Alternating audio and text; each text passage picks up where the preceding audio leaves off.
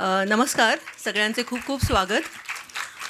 मी सायली पलांडे दातार आणि आज रविवारच्या सकाळी तुम्ही एवढ्या मोठ्या संख्येने एवढ्या उत्साहाने ह्या वृद्ध अशा कार्यक्रमाला आला त्याबद्दल मी खूप आभारी आहे आणि तुमच्या सर्वांचे मी स्वागत करते इथे. हा जो आज अनुबाई साहेबांच्या कार्यकर्तृत्वाचा वर ग्रंथ आहे त्याचा आज प्रकाशन सोहळ्यासाठी आज आपण इथे जमलेलो आहोत. याची सुरुवात आपण सरस्वती वंदनेने करूया. मी त्यासाठी श्रीमती उमा नाफडे यांना व्यासपीठावर बोलवते आणि त्याचबरोबर आपण कार्यक्रमाची सुरुवात छत्रपती शिवाजी महाराज आणि दिवंगत कृष्णराव पेशवे यांना आदरांजली वाहून करणार आहोत. मी विनंती करते बलकवडे सर, डॉक्टर उदय कुलकर्णी आणि मोहिनी पेशवा करकरे यांना की त्यांनी पुष्प अर्पण करून आदरांजली इथे वाहावी.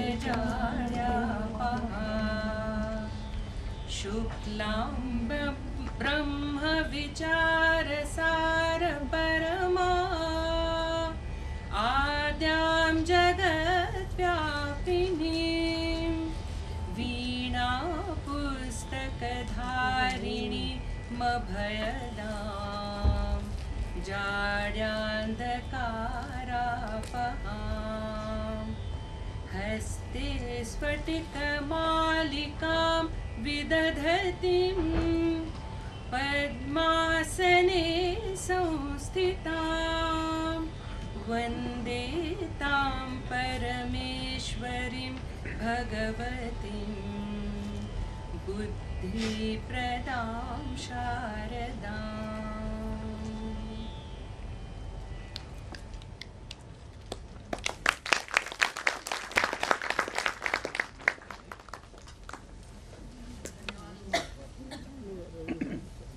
धन्यवाद उमा.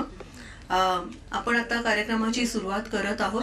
तत्पूर्वी मी सर्व श्रोत्यांना विनंती करते की त्यांनी आपले मोबाईल सायलेंटवर ठेवावे किंवा शांतता बाळगावी किंवा ऑफ केले तरी चालते.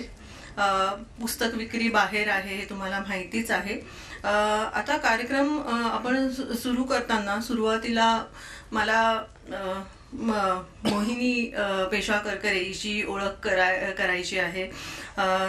ती आपल्याला तिची भूमिका आणि ही ग्रंथनिर्मिती कशी झाली याबद्दल सांगणार आहे. खरं तर मोहिनी माझी खूप जवळची मैत्रीण आहे. आमची 10 वर्षांहून जास्त मैत्री आहे. पेशवे घराण्याचा उज्ज्वल वारसा मोहिनीला लाभला आहे.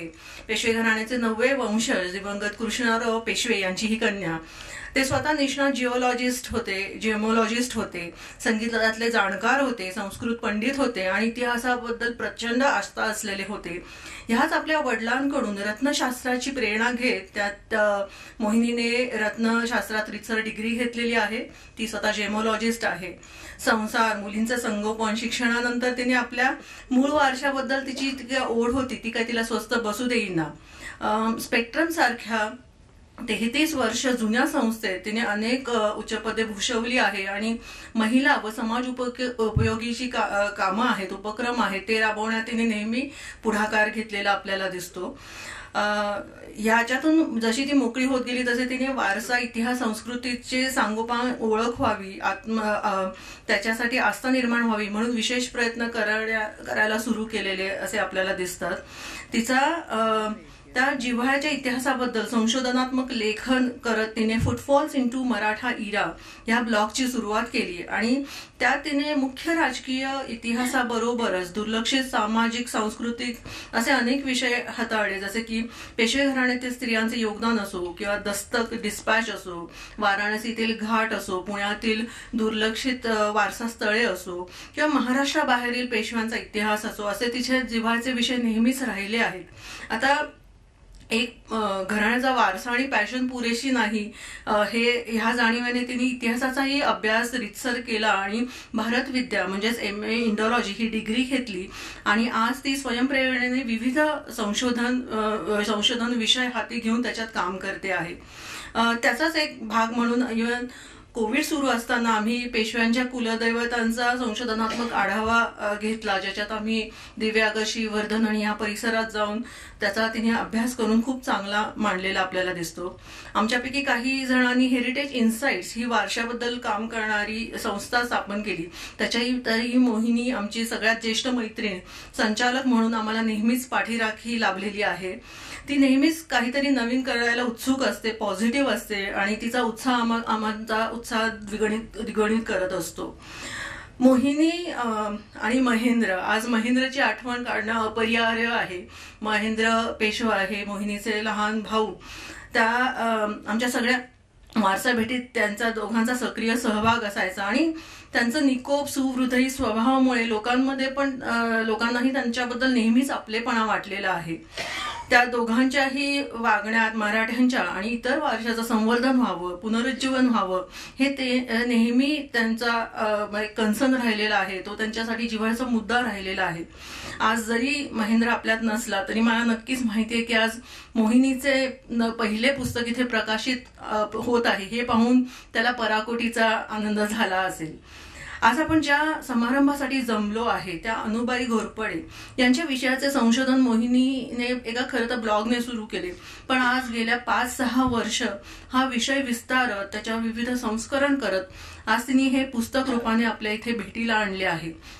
त्यासाठी तिने घेतलेले अनेक कष्ट आपण अनेकांनी बघितलेले आहेत. अनेक ठिकाणी भेटी दिल्या आहेत, ऐतिहासिक संदर्भ परत तपासले आहे, अनेक इतिहास संशोधकांशी चर्चा केलेल्या आहेत आणि एक विस्मृतीत गेलेल्या राजस्त्रीचे चरित्र एका कंटिन्युअस नॅरेटिव्ह, एक सलगपणे सिद्ध करत आज तिने आपल्या समोर इथे आणलेले आहे. इतका उज्ज्वल वारसा मोहिनीकडे असला तरी कुठलाही अभिनिवेश न ठेवता इतिहासाकडे बघण्याची एक प्रगल्भ तरी निकोप दृष्टी आणि कला तिला अवगत आहे. या काळातील मुख्यतः 18व्या शतकातील जे काही जिओ पॉलिटिक्स होतं त्याचाही त्यांनी खूप सविस्तर अभ्यास या पुस्तकासाठी केला आहे आणि मराठी वाचणाऱ्या बोलणाऱ्या लोकांच्याही पलीकडे हा इतिहास जावा, हा दुर्लक्षित इतिहास जावा, त्याची गुंतागुंत लोकांना कळावी. त्यातील दुर्लक्षित स्त्रीरत्ने अनेक अडचणीवर मात करून त्यांनी केलेले कार्य समाजाला कळावे आणि कुठेतरी आपल्या घराण्यातील पूर्वजांचे ऋणानुबंध काही अंशी फिटावे अशा तिहेरी जाणीवेने मोहिनीने ही ग्रंथ निर्मिती केलेली आहे. हा ग्रंथ कसा घडला, त्याची काय ठळक वैशिष्ट्य आहे, त्याच्या मागच्या रंजक ऐतिहासिक घटना या आपण आता तिच्याच तोंडून ऐकूया. मी मोहिनी पेशवा करकरे हिला इथे बोलवते आहे, तिने आपले मनोगत मांडावे.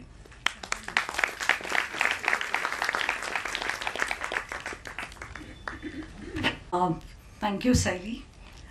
I really am amazed at the huge compliments that I have received from you, but thank you. Dignitaries on the dais, Shri Pandurang Balgavde, Dr. Uday Kulkarni, and my dear family and friends, thank you for coming today and a very good morning to you. As a first-time author, I am going to be partly reading, partly looking up at you all, so please excuse that. As a first-time author, I'm really excited to introduce my book to you all. It's been quite a journey spanning almost 3 years when I actually sat down to write. a couple of years before that, when I was clueless at what I wanted exactly and how to go about it. But I'd like to quote a couple of lines from the poem The Road Not Taken by Robert Frost. Two roads diverged in a wood, and I took the one less traveled, and that, I think, has made all the difference. My journey into history began in 2010 when I started a blog called Footfalls into the Maratha Era. As a history enthusiast, I wanted to shine a light on the lesser known people and events of the past, stories that were often overlooked but deserved and remembered. Many of these pieces I pieced together from the rich oral accounts I had grown up with, hearing from my father, Srimanta Krishna Rao Peshwa, and my uncle, Srimanta Vinayak Rao Peshwa. My introduction to the 18th century Maratha history was not through books, but it was through their vivid storytelling, which brought to life the legacy of our ancestors. Sadly, neither of them is with us today, but their stories laid the foundation for the work that I am doing now, and they continue to guide me. It was while writing a series of posts on the dynamic women of the Peshwa era, Radhabai, Gopikabai, Anandibai, and of course Anubai Ghorpade, that I felt a growing urge to delve deeper into this fascinating aspect of history. As my writing continued, I happened to attend an introductory lecture in Indology by Dr. Manjari Bhalerao of Tilak Maharashtra Vidyapith. I was completely spellbound by the vast and layered world of Indian history that I was introduced to. Though she couldn't be here today, I carry her blessings with me. That single lecture became a turning point. It inspired me to enroll in the master's program in Indology at TMB, a decision that transformed my perspective. I moved from being a passionate history enthusiast to becoming a dedicated researcher, and the subject, of course, I chose was 18th century Maratha history. I must admit that writing for my blog took a back seat for some time, but somewhere at the back of my mind there was a restlessness, as if something was unfinished. And then I realized that it was the post that I had made about Anubai. I felt there was more than meets the eye, and this is how I began my journey onto the almost unknown path. Well, I too reached that familiar crossroad where I had begun my speech, where two roads diverged before me. One led to fiction and the other non-fiction, and I chose the more demanding one, non-fiction. This journey was not an easy one. The path was filled with challenges and obstacles, many of which at first felt insurmountable. There was hardly any written record of a life of Anubai, and it took me some time to realize that I would have to reconstruct her story from scattered and indirect references in history. To do this, I followed three key approaches. First, I gathered studied reference materials from families closely associated with the Ghorpades and of Ichalkaranji. Second, I examined letters written to Anubai by various people of her time. And third, I made careful inferences and assumptions based on verified historical facts. Well, it is impossible to write about a historical figure without understanding the circumstances and the geopolitical landscape of that time. As we all know, Chhatrapati Shivaji Maharaj gave us our Swarajya. And it was under Shahu Maharaj that the Peshwas worked tirelessly to transform it into a Samrajya. When I began researching Anubai, all I knew was that she was the daughter of Peshwa Baji Vishwanath and the younger sister of Bajirao I and Chimaji Appa, who were the architects of our Samrajya. And that she was married to Venkatrao Ghurpade of Ichalkaranji Samsthan. Then came a turning point. Shri Venkatrao Soni or Balasaheb Soni, or as as Peshwa's children call him as Balasaheb Mama, kindly lent me a few books on Ichalkaranji. Around the same time, Sardars Amit Pethe and Yashwantrao Ghurpade Ichalkaranjikar, who are here with us today, I'm so glad about that, shared valuable family documents and references about her. And just like that, I had a foundation, a place to begin illustrating Anubai's remarkable story. Anubai's early years remain a mystery even today.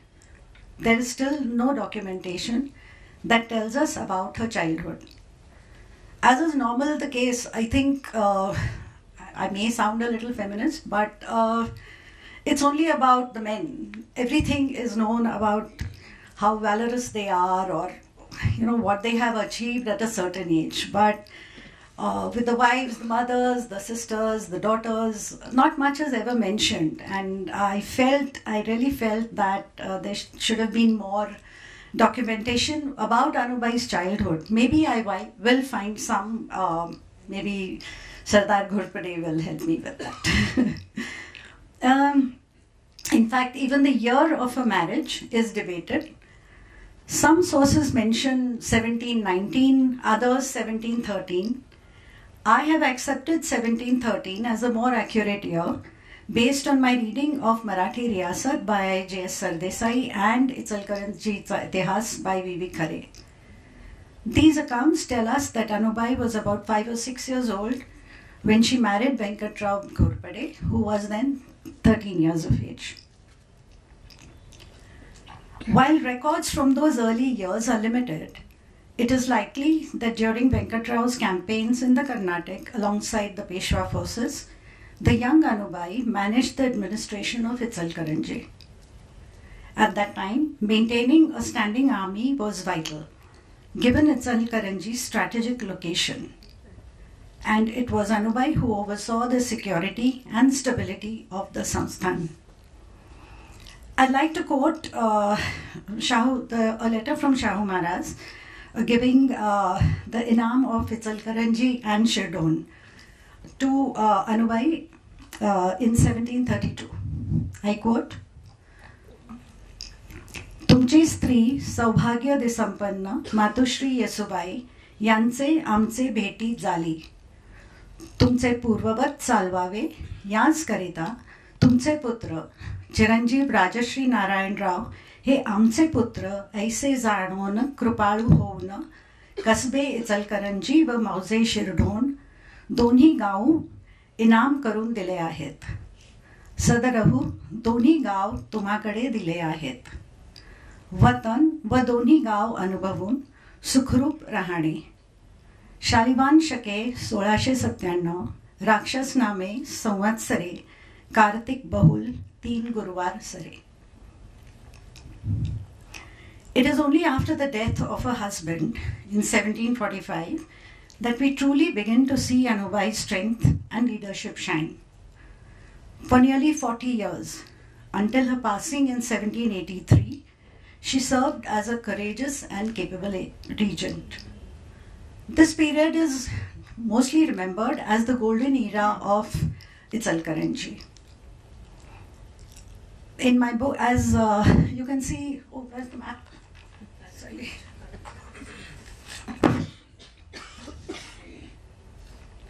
It's not going to work me out.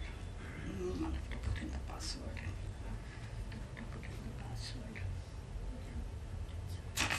Just give me a second. I would just like to show you the map here of why this era is called the golden age of a golden era of Ichalkaranji. I could actually mark in only a few of the villages that were given as inam to them, to Ichalkaranji. but there were a lot more. Some of the names are not at the moment available on the map. In my book, I have narrated in detail how she defended her beloved Samsthan from repeated threats by Karveer, which is present-day Kolhapur, and how she not only commanded her own troops but also participated in several campaigns alongside the Peshwas. Through it all, she demonstrated resilience, intelligence, and unwavering spirit of a true Maratha regent. The respect she was shown not only by the Peshwas but also by Shahu Maharaj and citizens comes across in various now published letters. In fact, it was through these letters that I was able to unravel the various facets of Anubai. In my book, I have translated a few of these, and they also let us know how well informed she was about the political affairs in Maharashtra. Through personal letters from Nana Sahib and his wife Gopika Bai, letters from Madhavrao and Sadashivrao Bhau, we know that she was consulted and admired in the Peshwa household. Her status as an aunt first and then a grandmother of the Peshwas comes across in the way she was addressed in these letters. For example, Tirthaswarup Matushri Anubai Atya Vadilancha Sevesi, Nanasaheb Peshwa to Anubai. Tirthaswarup Matushri Bai Anubai Sasubai Vadilanse Sevesi, Gopika Bai to Anubai. Tirthaswarup Matushri Anubai Atya Vadilanse Seveshi, Apatye Sadobane. I mean, such a lovely short name for him. Sashtang Namaskar Vinanti Upari, Sadashivrao Bhau to Anubai. These salutations show how fondly addressed she was, not only by her family, but also by the Sardars in the empire. Again, giving an example, Apatye Parshuram Ramchandra Doni Kar Zodun, Shir Shastang Namaskar Vidyapan. This was by Parshuram Bhau Patwardhan to Anubai. The association with the Patwardhans began with the Skion Herbert Baba of the Patwardhan dynasty and was there till Anubai drew her last breath. The Patwardhans and Ichalkaranji Ghorpades were besieged by the Karveer Samsthan, firstly because both the Samsthans shared a border with Karveer, and secondly because of their loyalty to Satara and the Peshwas. During the turbulent times, this was in a later part of her when she was almost 60 years old, when the Peshwa forces were tied up in multiple campaigns and were unable to assist Anubai.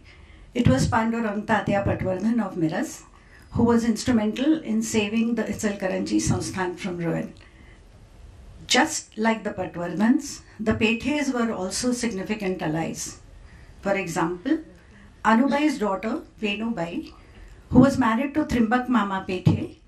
I hope Amit and Rucha Pethe are here. Okay.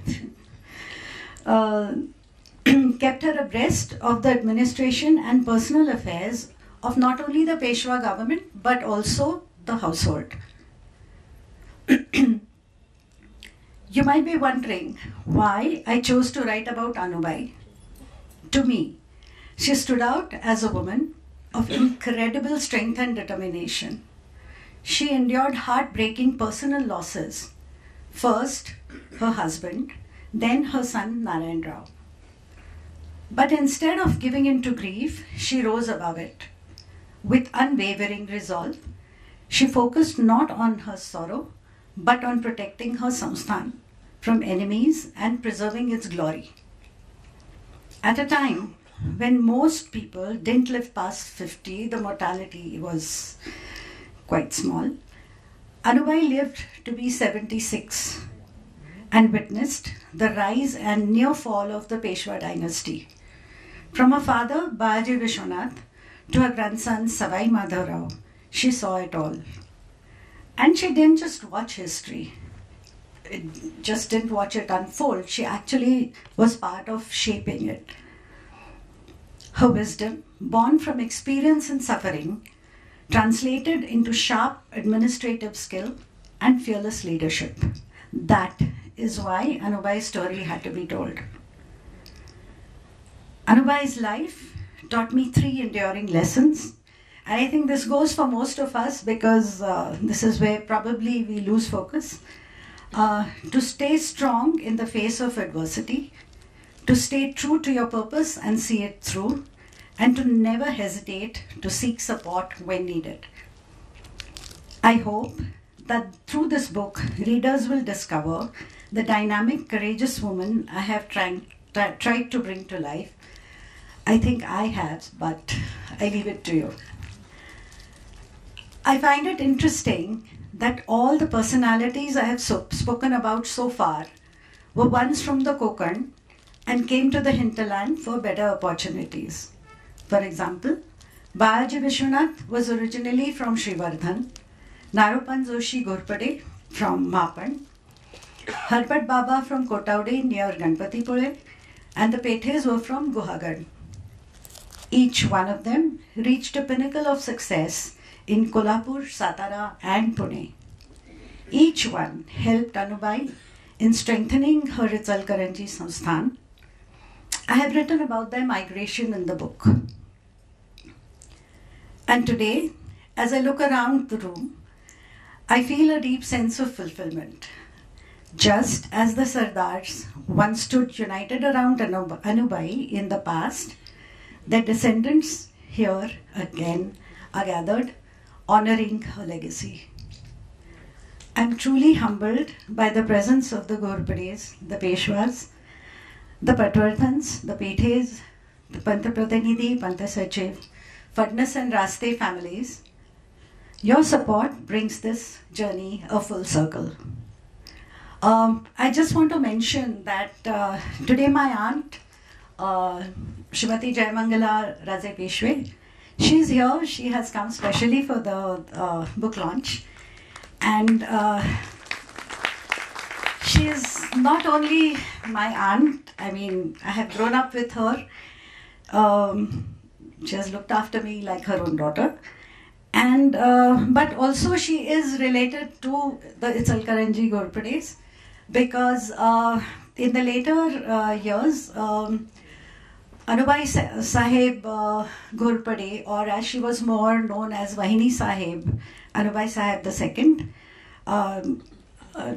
my aunt is her grandchild. So I'm really thankful that you came today. For everyone else, thank you for helping keep her story alive. Thank you.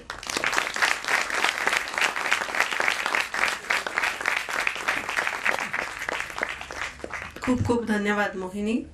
मोहिनीने खरंच अनुबाई आणि तत्कालीन कौटुंबिक राजकीय इतिहासाचा पट आपल्यासमोर इथे उलगडून दाखवलेला आहे. तिथल्या अनेक गुंतागुंतीचे पैलू तिने पुढे आणले आहे आणि मला आशा आहे की ह्या ग्रंथात ही पहिल्यांदाच आपल्याला सगळी ऐतिहासिक माहिती वाचायला मिळणार आहे आणि तुम्ही याचा आनंद घ्याल.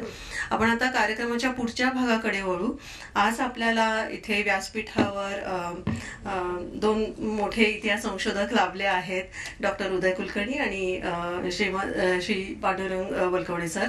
तर मी मोहिनीला विनंती करते की तिने त्यांना शाल श्रीफळ आणि देऊन त्यांचा सत्कार करावा आणि आजच्या कार्यक्रमासाठी स्वागत करावे.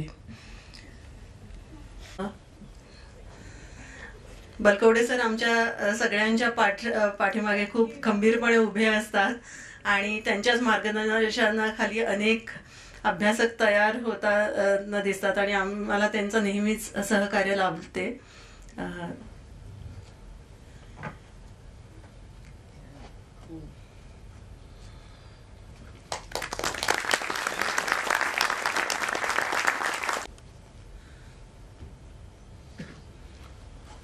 डॉक्टर उदय कुलकर्णी या पुस्तकाच्या जडणघडणीमध्ये पण त्यांचा खूप मोठा हातभार आहे आणि त्यांनी खूप वेगवेगळ्या लहान सहान मुद्द्यांमध्ये सुद्धा मोहिनीला बरंच मार्गदर्शन केलेलं आहे आणि मित्र म्हणून ते आम्हाला नेहमी आमच्या बरोबर असतात.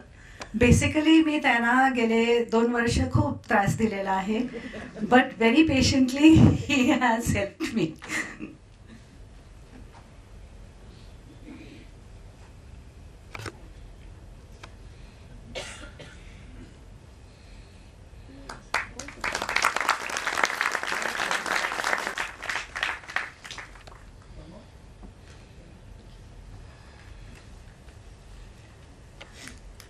I would also like to felicitate Saili, who's been another backbone in my life. So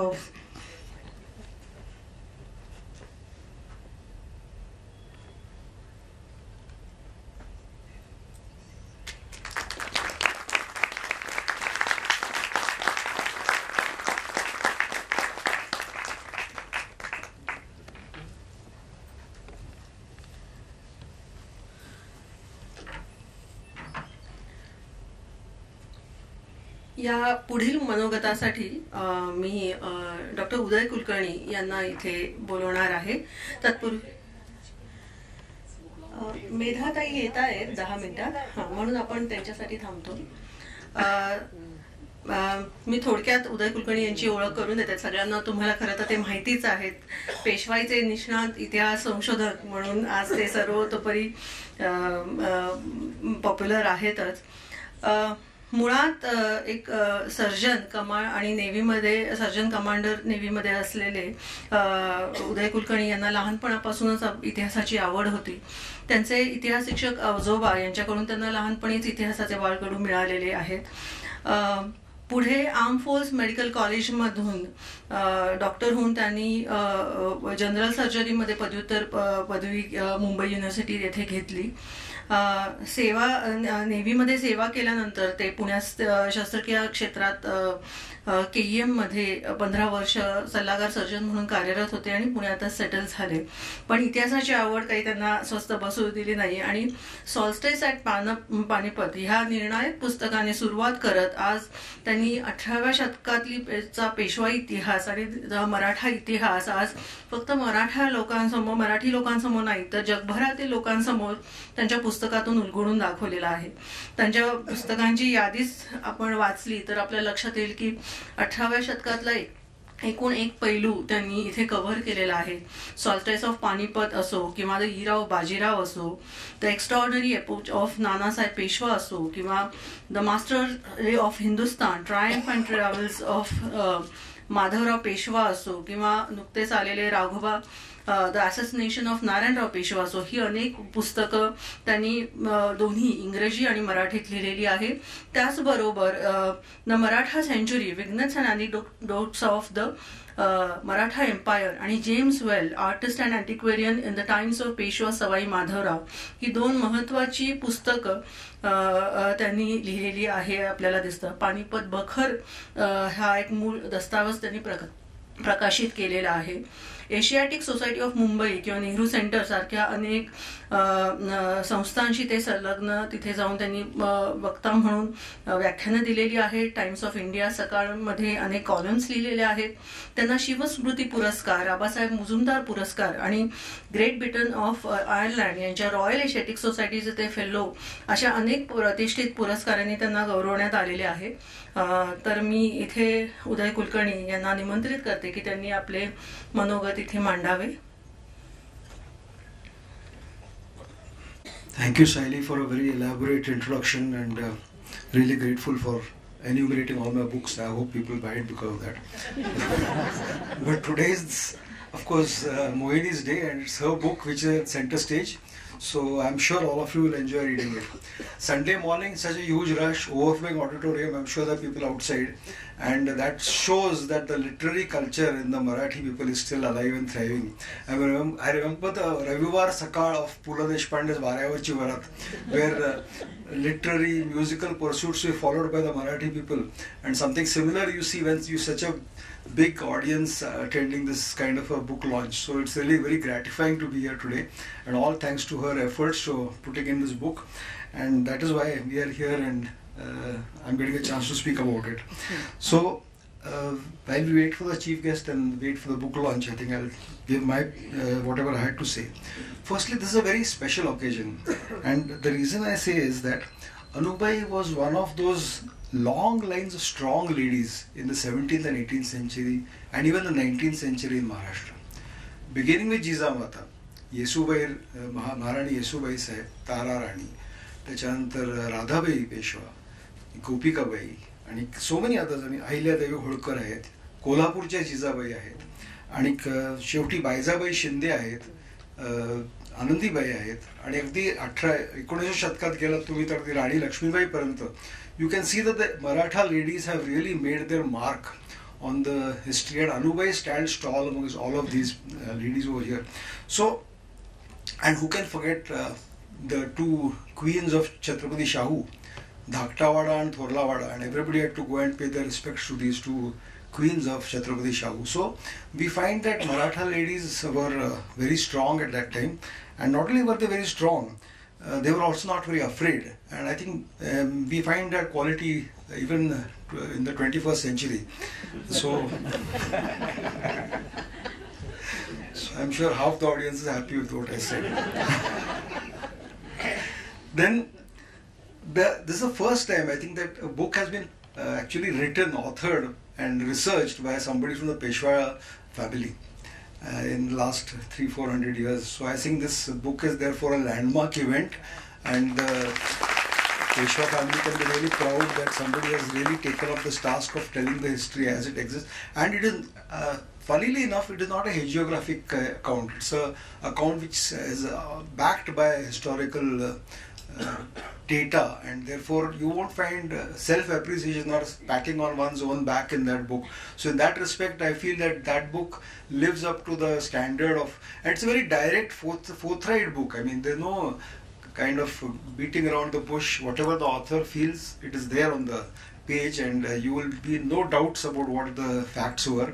And never mind if somebody is rubbed the wrong way. What is the truth is the truth. So I think that is what she has brought out on paper. So I think my congratulations naturally for that. And of course this book has come after many years. I mean, she has an abiding interest in history, because before I wrote my first book, she had already started writing her blogs. And I remember one of the first reviews, I wrote my book and it's published in April 2011. And one of the first reviews of that book, I didn't know her that time, were by her on her blog. In I think May 2011, she wrote a review of my book at that time. And from then on, several articles about several facets of Maratha history, events, personalities, and so on. We have right up to this day she has been writing. And many of these were could be converted into books actually. So out of that, she has selected this topic of Anubai, because deservedly, this was a lady who not only saw a huge period of Maratha history.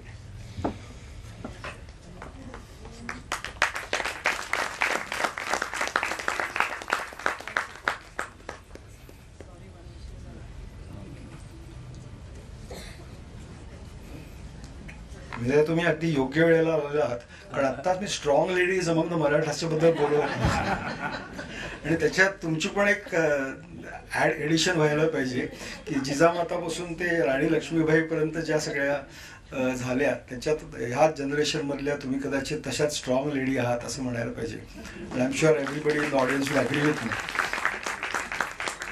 So Mohini has been writing for almost 2 decades now. I think 2009 or 2008 she started writing her blogs, and it has taken a long time for her to write her first book, and I'm sure there'll be more, because this cannot end here. Now, the story of Ichalkaranji has always fallen between two stools, I would say. On the one hand, you've got the very attractive, glamorous history of the Peshwas.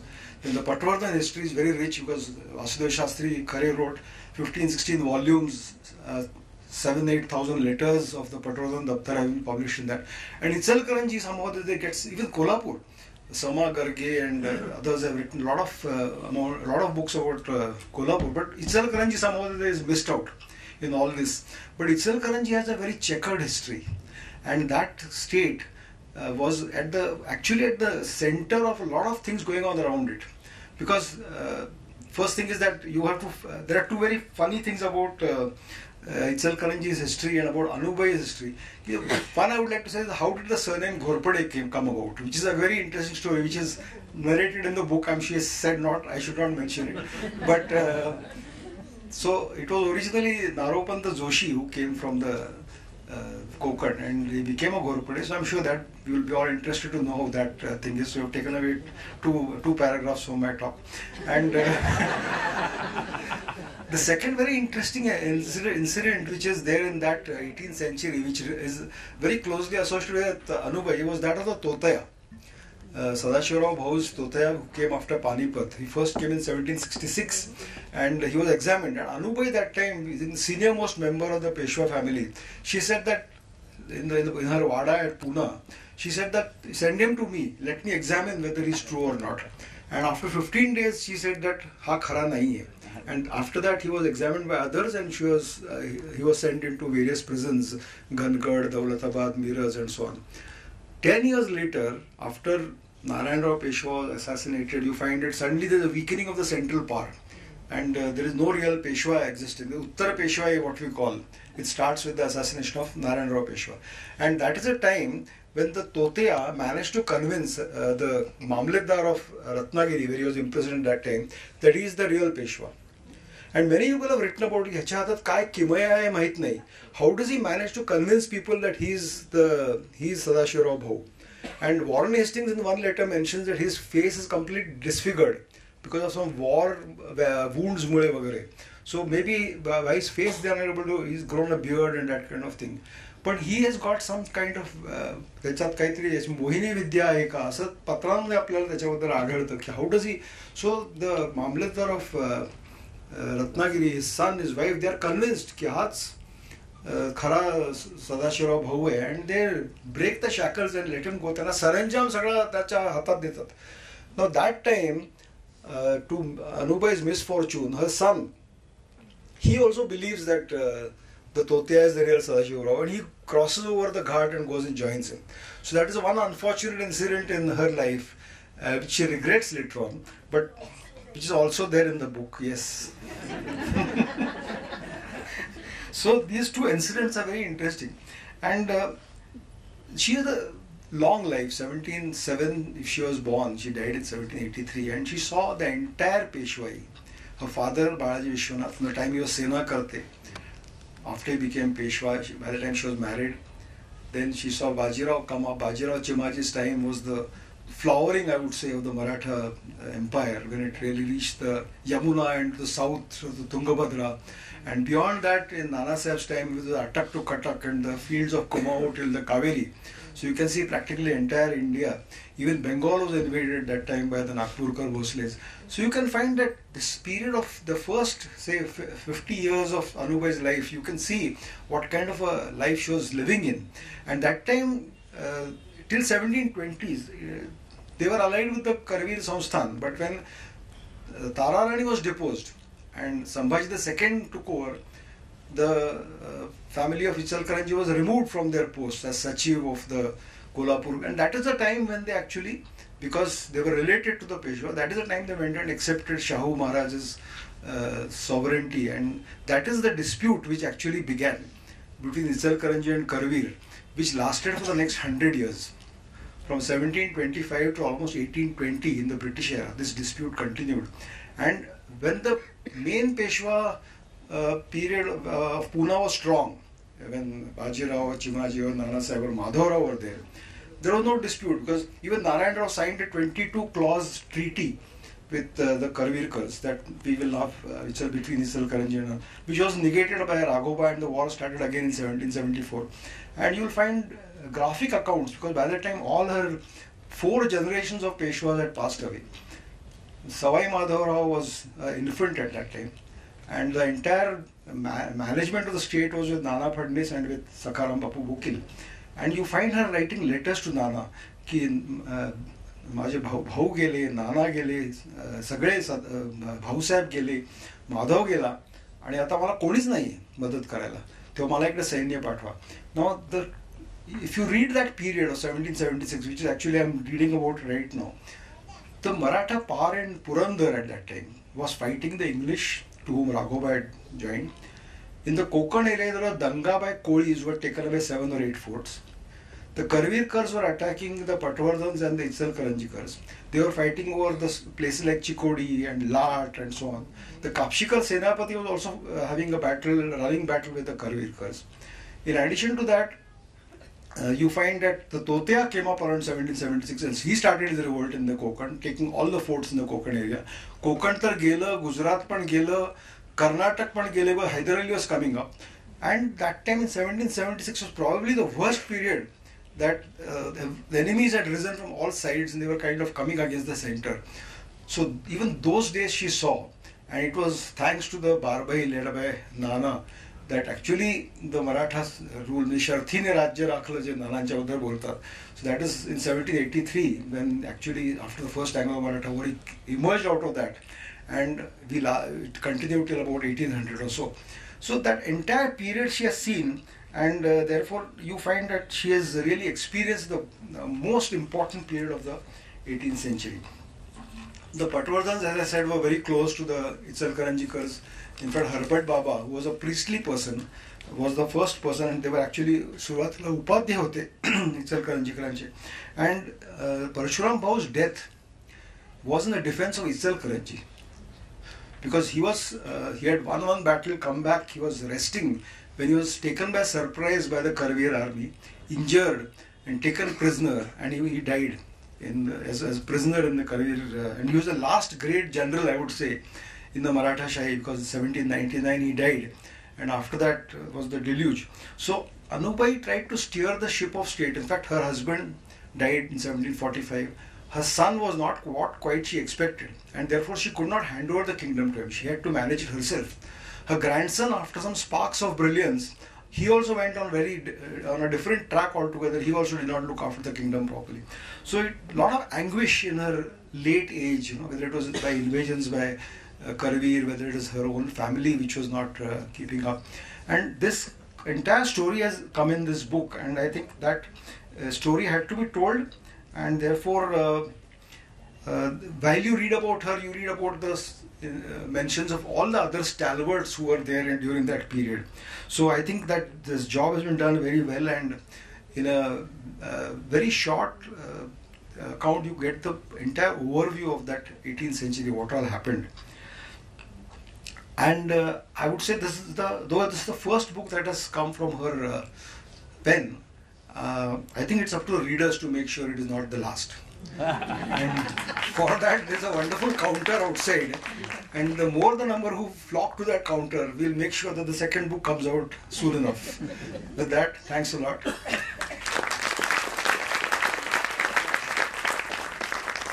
धन्यवाद उदय Kulkarni sir. आता मी मोहिनीला विनंती करते की त्यांनी doctor Medha Kulkarni यांचा शाल आणि श्रीफळ देऊन सत्कार करावा.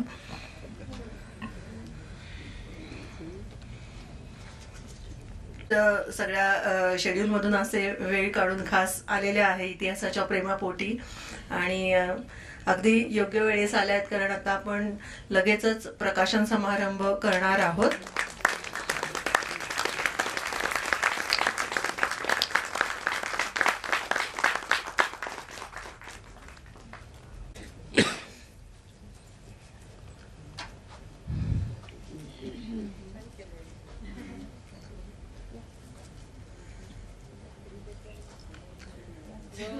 लेखकासाठी आपलं पहिलं पुस्तक खूप महत्त्वाचं असतं, आणि आम्हाला खरंच आनंद होतोय की हे in the series of many, this is the first book of Mohini that today we are unveiling at this moment.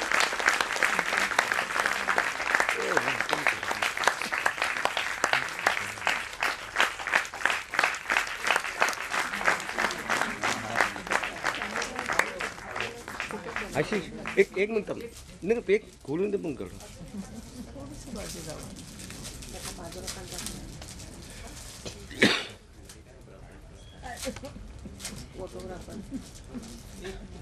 थोडस एकच मिनिट बाजू.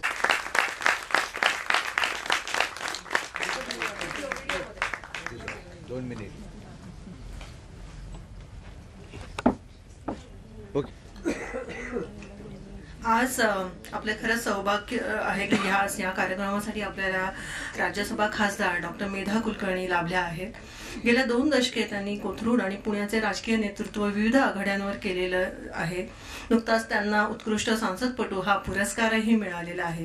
पुणेकरांच्या अनेक जीवाभावांचे प्रश्नांसाठी त्या तळमळीने लढत असतात. पुण्याचं पर्यावरण असो, निसर्ग असो, मग ते टेकड्या असो वाचवणं किंवा नदीपात्र सुरक्षा असो किंवा कुठल्याही सामान्य पुणेकरांची काही व्यथा असो, त्या नेहमीच धावून जातात.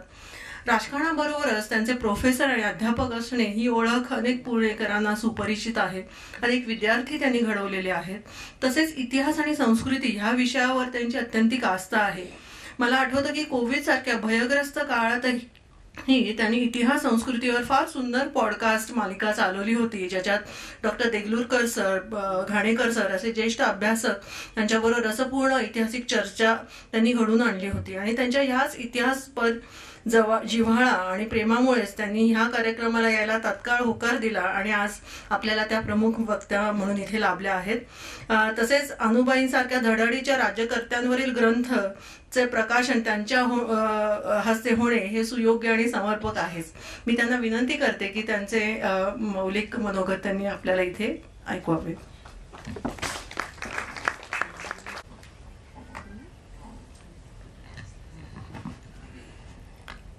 सर्वांना नमस्कार. मोहिनीताई पेशवा करकरे यांच्या या पुस्तकाचं प्रकाशन झालं असं सर्वप्रथम मी सगळ्या मान्यवरांच्या वतीने जाहीर करते. इतिहासतज्ञ ज्येष्ठ आमचे मार्गदर्शक पांडुरंगजी बलकवडे, त्याचबरोबर ज्येष्ठ इतिहासतज्ञ आणि अनेक पुस्तकं ज्यांनी मराठी इंग्रजीमध्ये लिहिली आहेत असे उदयजी कुलकर्णी, या ठिकाणी अनेक इतिहासतज्ञही उपस्थित आहेत. मोहिनीताईंचे स्नेही मंडळी उपस्थित आहेत. सर्वांच्या वतीने एकदा जोरात आपण टाळ्या वाजवून त्यांचं स्वागत आणि अभिनंदन करूया या प्रथम पुस्तकासाठी. आणि लेखिका मराठी आणि म्हणजे महिला लेखिका आणि महिला राजकारण्यांच्या बद्दलचं पुस्तक असा हा संयोग आहे. मी खरं तर इतिहासाची काही विद्यार्थिनी नाही, परंतु मला या पुस्तकाच्या प्रकाशनाला आपण बोलवलं, मी कृतज्ञता व्यक्त करते. खरं तर यांचा मान आहेच आहे आणि ते खूप छान बोललात तुम्ही. उदयजींचं नेहमीच ऐकत राहावं असं वाटतं. इथे पेशवा कुटुंबीय पण उपस्थित आहेत, पुष्करजी आणि सगळ्यांचंच आई उपस्थित आहेत. या सगळ्यांच्या उपस्थितीमध्ये आज ह्या पुस्तकाचं प्रकाशन होतं, ह्या खूप आनंदाची बाब आहे. आणि इचलकरंजीवरनंही मला असं कळलं की बरेच जण आलेत ना. कोण कोण आलंय? आणि आमच्या रमाताई आलेत का? रमाताई फाटक यांनी मला इचलकरंजीच्या अनुताई घोरपडे यांचा जो वाडा किंवा नंतर त्याची शाळा झाली त्या शाळेच्या विषयी त्यांनी मला काही अनुरोध केला होता आणि तो त्या संस्थेला देण्यासाठी आम्ही यशस्वी झालो. त्याची दुरुस्ती सुद्धा आम्ही आमच्या फंडामधून करणार आहोत. ही पण एक समाधानाची बाब आहे. म्हणजे मला एवढा इतिहास माहिती नव्हता अनुताईंचा, पण तो तुमच्या पुस्तकामुळे माझं खरं पूर्ण पुस्तक वाचून नाही झालं कारण की सारखे दौरे चालू आहेत. पण होय, अच्छा किती आनंदाची गोष्ट आहे ही. आणि नक्कीच मला तुम्ही आदेश द्या काय करायला लागेल त्या संदर्भातलं आपण नक्की करूया. माझं एकदा दोनदा कलेक्टर साहेबांशी बोलणं झालंय, आणखीनही काही पुढे करायला लागेल कारण ह्या सगळ्या इतिहासाची आपली धरोहर आहे आणि आपल्या अभिमानाचा केंद्रबिंदू आहे हा. की त्या काळामध्ये ज्या काळामध्ये एक तर आरोप केले जातात आपल्या सगळ्यांवर की बायका काहीच नव्हत्या नाही का, या काळामध्ये आपण बघतोय की किती बायका सक्रिय होत्या आणि त्या आपापल्या क्षेत्रामध्ये तज्ज्ञ होत्या, वेगवेगळ्या प्रकारची युद्ध कौशल्य त्यांना प्राप्त होती. हे सगळं आणि हे उदाहरणासकट सनावळ्यांसकट या पुस्तकामध्ये दिलेलं आहे की अनुबाई साहेब ह्या किती ग्रेट होत्या. आणि माझ्यासारखी जी व्यक्ती जी राजकारणामध्ये काम करते, आता आम्हाला तर सगळ्या सुविधा समजा उपलब्ध आहेत किंवा आम्हाला जास्ती काही त्रास नाही, पण त्या काळामध्ये त्यांनी ते करणं. आणि हा जो फोटो दाखवलाय घोडेस्वारी नऊवारी नेसून, हे किती वैशिष्ट्यपूर्ण आहे. या पुस्तकाचं वाचन आपण सगळ्यांनी नक्की करावं. बाहेर पुस्तकांच्या स्टॉलविषयी त्यांनी सांगितलं. खरोखरच एखादी व्यक्ती जेव्हा एखादं पुस्तक लिहित असते तर तेव्हा त्यांचा अनेक वर्षांचा त्याच्यातला अभ्यास असतो. एक पुस्तक वाचून दुसरं पुस्तक लिहिता नाही येत. अनेक पुस्तकं वाचावी लागतात आणि त्याच्यातलं ह्या विषयाशी संबंधित काय काय आहे हे सगळं गोळा करून ते पुस्तक लिहावं लागतं. पुस्तक लिहिण्यासाठी मध्यंतरी सुद्धा मी अनेक कार्यक्रमांना गेले होते. पुस्तक याच्या तर एक पुस्तक मी प्रकाशन केलं. त्या म्हणल्या की मी 200 पुस्तकं वाचली आणि त्या सगळ्या पुस्तकातलं शोधून काढलं त्यांच्याशी रिलेव्हंट. असं तुम्ही सुद्धा अनेक पुस्तकं, ग्रंथ, वेगवेगळ्या भाषेंमधले, वेगवेगळ्या लिपींमधले, कदाचित मोडी लिपी असेल, अनेक लिपी असतील, तर यांची पुस्तकं वाचून त्याचा अभ्यास करून मग 7-8-10 वर्ष अभ्यास केल्यानंतर एक पुस्तकाची निर्मिती होते.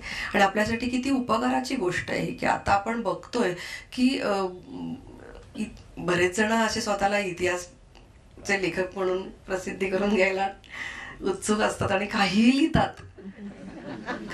लिहितात अक्षरशः, आणि तो इतिहासाचा भाग होऊन जातो. कारण ते पुस्तक तर प्रसिद्ध झालेलं असतं आणि मग आपल्याला समजत नाही की खरा इतिहास हा आहे का तो आहे. म्हणून चांगली इतिहासाची पुस्तकं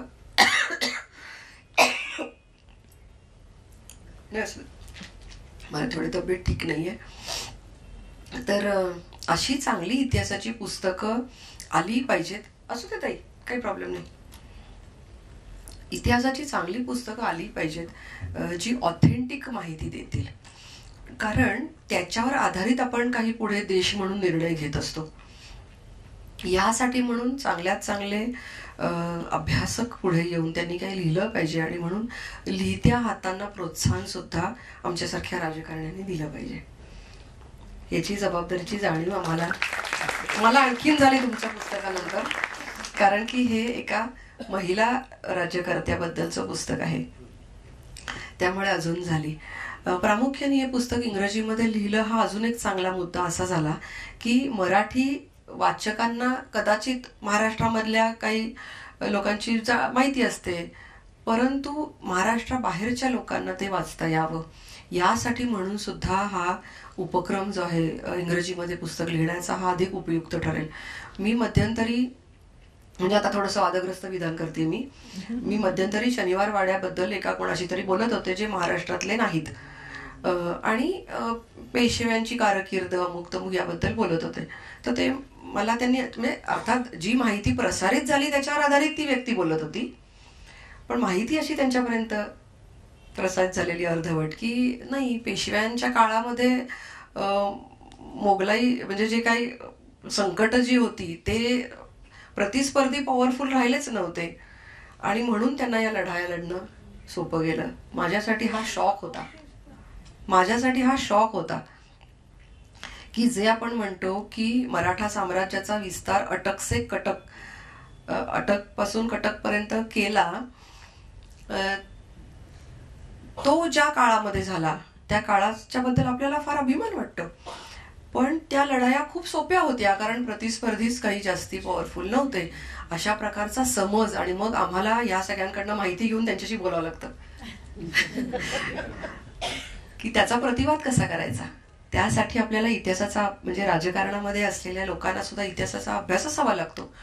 मध्यंतरी एका कुठल्या पक्षाच्या व्यक्तीने, ते मी सांगत नाही, त्या व्यक्तीचंही नाव सांगत नाही, महाराणा प्रतापांबद्दल अपशब्द वापरले. काल कोणीतरी भगतसिंगांबद्दल वापरले. तर इतिहासाचा अभ्यास नसणे हा एक मुद्दा, आणि असून सुद्धा बुद्धिभ्रम करण्यासाठी चुकीचं स्प्रेड करणे हा दुसरा मुद्दा. या दोन्ही गोष्टींवर उपाय काय, तर आपली पुस्तकं निघाली पाहिजेत की जी सडेतोड उत्तरं, माहिती, खरी माहिती आणि सडेतोड उत्तरं देतील, आणि प्रामुख्याने ती इतर भाषांमध्येही निघाली पाहिजेत.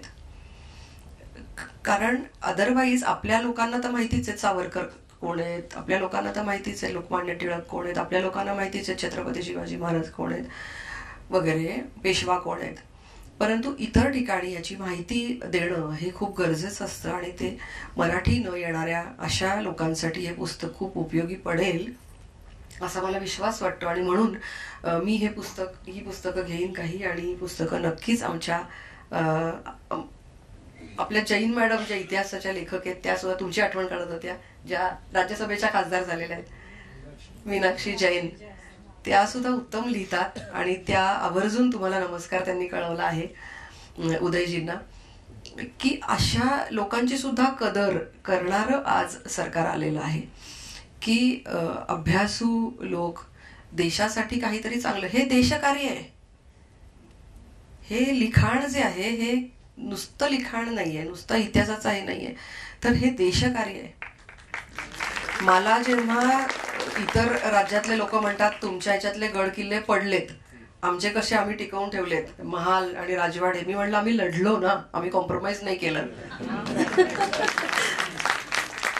हे आपण सांगू शकतो जेव्हा आपण अभ्यास करू.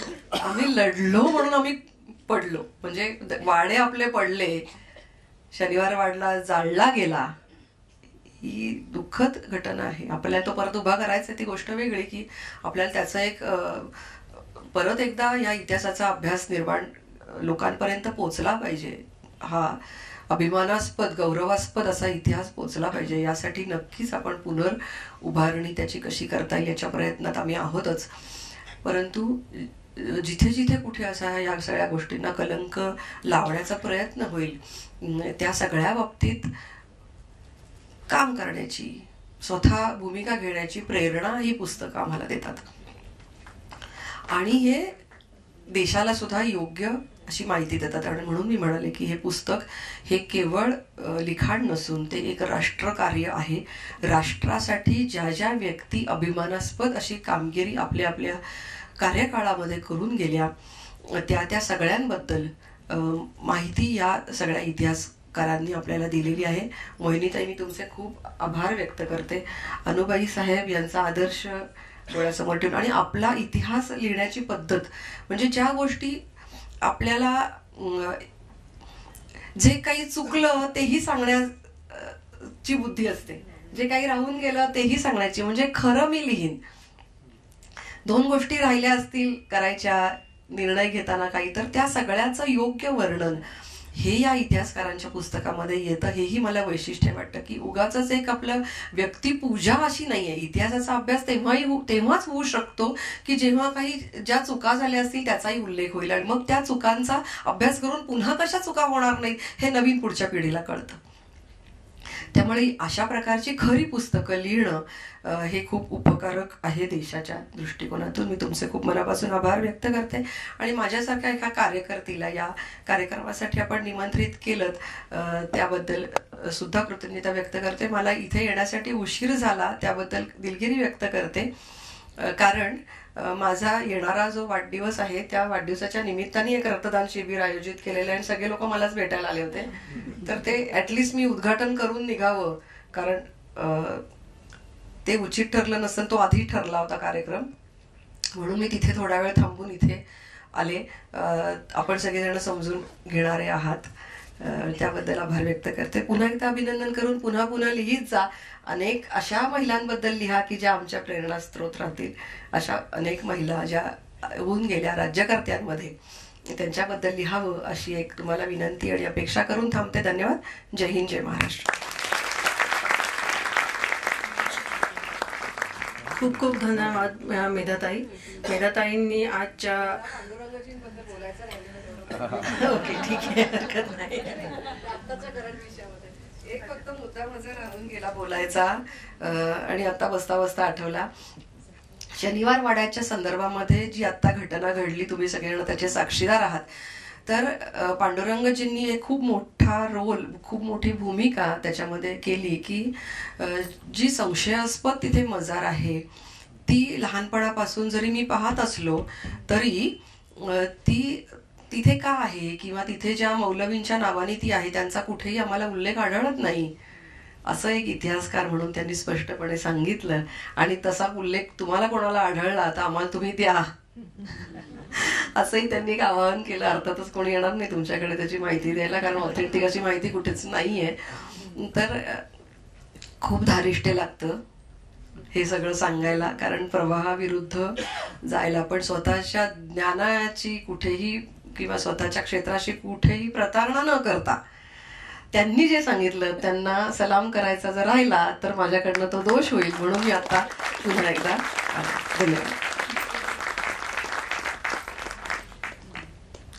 धन्यवाद मेधाताईंनी आजच्या एकूण संभ्रम असलेल्या काळात कसं इतिहासाचं महत्त्व आहे आणि योग्य इतिहास लिहिणं किती गरजेचं आहे राष्ट्रासाठी हेही अधोरेखित केलं आहे. आता आपण कार्यक्रमाच्या शेवटाकडे येऊ. आपले कार्यक्रमाचे अध्यक्ष आज आपल्याला ज्येष्ठ इतिहास संशोधक पांडुरंग बलकवडे सर लाभले आहेत. सरांची म्हणजे आमची खूप जुनी ओळख आहे आणि भारत इतिहास संशोधक मंडळाचे सध्या ते सचिव म्हणून कार्यरत आहेत. अनेक सगळ्यांना खरं तर माहितीच आहे, अनेक समित्यांवर ते आहेत आणि खरं पेशवाईचा चालता बोलता इतिहास ते आहेत. तर ते आपल्याला आज त्यांचं मनोगत इथे ऐकवते.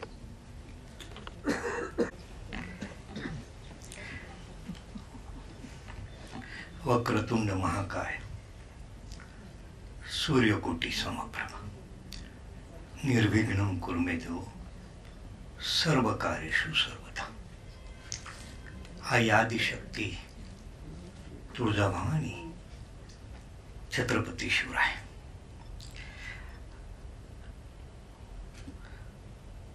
मोहिनीताई पेशवा करकरे यांनी अपार कष्ट करून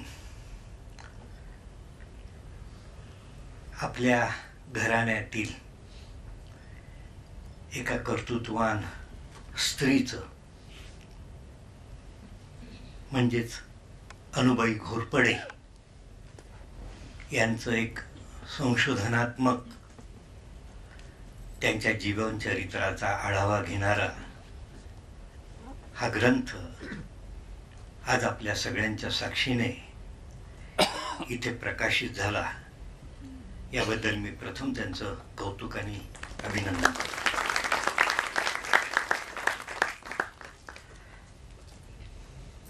या व्यासपीठावर उपस्थित असणाऱ्या करारी कर्तृत्वान एका राजकारणी महिला आमच्या मेधाताई कुलकर्णी, तसेच डॉक्टर उदय कुलकर्णी की ज्यांनी मराठ्यांचा इतिहास शास्त्रोक्त पद्धतीने आणि तितक्या तटस्थतेने लिहिण्याचा संकल्प केलेला आहे. अनेक ग्रंथ त्यांचे इंग्रजीमधून प्रसिद्ध झालेले आहेत. त्यामुळे देशभरच नव्हे तर जगामध्ये त्यांचं स्वागत होत आहे. असे उदयराव त्यांनीही या ग्रंथाचं अत्यंत साक्षेपी मूल्यमापन केलेलं आहे. स्वतः मोहिनीताईंनी आपल्या प्रास्ताविकामध्ये या ग्रंथाची सर्व मांडणी, कोणत्या भूमिकेतून त्यांनी हा ग्रंथ लिहिला तेही मांडलेलं आहे. खरं तर आता सांगण्यासारखं फार थोडं राहिलेलं आहे. तरी देखील अध्यक्ष म्हणून वेळ झालेला आहे. कमीत कमी वेळामध्ये मी या ग्रंथाचं काय महत्त्व आहे हे सांगण्याचा प्रयत्न करणार आहे. आपल्या सगळ्यांना कल्पना आहे की अनुबाई घोरपडे इचलकरंजीकर 18व्या शतकातील एक कर्तृत्वान स्त्री. खरं तर संपूर्ण 18व्या शतकाचा एक चालता बोलता इतिहास आहे. त्या साक्षीदार आहेत 18व्या शतकाच्या इतिहासाला. बाळाजी विश्वनाथ पेशवे हे त्यांचे वडील, राधाबाई ह्या माता. अनुबाईंचं 18व्या शतकाच्या सुरुवातीला साधारणपणाने 1714 सालाच्या सुमाराला त्यांचा जन्म झाला आणि 1 वर्ष पूर्वीच बाळाजी विश्वनाथ यांना पेशवे पदाची प्राप्ती झालेली होती. एक प्रकारचा त्यांच्या घराण्यात एक मोठा उत्कर्ष झालेला आहे. बाळाजी विश्वनाथांचं मराठी राज्यासाठीचं योगदान हे आपल्या सगळ्यांना कल्पना आहे. शाहू महाराजांच्या आगमनानंतर शाहू महाराजांचं स्थान निश्चित करण्यासाठी त्यांनी फार मोठी शाहू महाराजांना मदत केलेली आहे. आणि म्हणूनच शाहू महाराजांनी बाळाजी विश्वनाथ यांना पेशवेपद बहाल केलं. इथून ह्या घराण्याचं कर्तृत्वाला आणखी एक मोठा कालखंड असा सुरू झालेला आहे. 1719 मध्ये अनुबाईंचं लग्न झालेलं आहे. तत्कालीन व्यंकटराव घोरपडे यांच्याकडे त्या गेल्या लग्न. घोरपडे घराण्याविषयी मगाशी सांगितलं गेलं, इथं आहेत. मला फार आनंद झाला की ते स्वतः इचलकरंजीकर घोरपडे घराण्यातली मंडळी इथे आलेले साहेब आहेत. बघा, त्या काळामध्ये स्वामी निष्ठा कशी असते. अनेक कोकणस्थ घराण्यांनी मराठा घराण्यांची नावं मोठ्या स्वामी निष्ठेने धारण केलेली आहे. त्यामध्ये हे घोरपडे घराणं आहे. नारो महादाजी की जे बाळाजी विश्वनाथांच्या जवळपास कोकणाच्या भूमीतून आपलं नशीब आजमवण्यासाठी देशावर आले प्रतिकूल परिस्थितीत. सरसेनापती संताजीराव घोरपडे यांच्या पदरी राहिले. आपलं कर्तृत्व, आपली मुत्सद्दीगिरी आणि आपला पराक्रम याने ते नावारूपाला आले. एवढंच नव्हे तर संताजी घोरपडे यांचा त्यांनी इतका विश्वास संपादन केला की ते त्यांचे मानसपुत्र झाले. आपल्या स्वामीची निष्ठा म्हणून या जोशी घराण्याने घोरपडे हे नाव धारण केलं. अशी अनेक घराणी आहेत. तुम्हाला देवधर हे घराणं तळेगावच्या डमढरे घराण्यांकडं राहिलं, त्यांचा कारभार पाहिला आणि अतिशय त्यांच्या प्रती त्यांची निष्ठा असल्यामुळे देवधर घराण्याने डमढरे हे नाव धारण केलं. गाडगीळ या घराण्यातल्या मंडळींनी ते थोरातांच्या पदरी होते, दमाजी थोरातांच्या, त्यांच्याशी निष्ठा म्हणून ह्या गाडगीळ घराण्याने थोरातांचं नाव धारण केलं. पाटणकर हे देखील पाटणकरांच्या पदरी होते आणि त्यांनीही पाटणकर नाव धारण केलं. अशी चितपावर घराण्यांनी मराठा घराण्यांची नावं धारण केलेली आहे.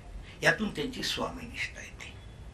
संताजी घोरपड्यांच्या हाताखाली हे निर्माण झाले आणि पुढे राजाराम महाराजांच्या नंतर ज्यावेळेस 2 गाद्या निर्माण झाल्या, सातारा आणि करवीर, त्यावेळेस नारोपंत हे करवीर घराण्याचे सचिव झाले. म्हणजे एक जसे इकडं अष्टप्रधानांमधले पेशवा, तसे हे घराणं जोशी उर्फ घोरपडे घराणं हे करवीरकर घराण्याचं सचिव म्हणून पुढे झाले. पुढे संताजी घोरपड्यांच्या वंशजांनी देखील त्यांच्याशी तेवढीच जवळीक ठेवली आणि त्यांच्या वतीने त्यांना अनेक इनामं दिली गेली. काही देशमुखी, सरदेशमुखी या घराण्याला मिळाल्या आणि अशा पद्धतीने हे घराणं त्या काळात उदयाला आलं. पुढे त्यांचा पेशवे घराण्याशी नातेसंबंध जुळून आला. बाळाजी विश्वनाथांचीच कन्या अनुबाई ही त्या व्यंकटराव घोरपड्यांना दिली गेली. आता बघा, ह्या स्त्रीचं वैशिष्ट्य आहे की त्यांना उदंड आयुष्य मिळालं.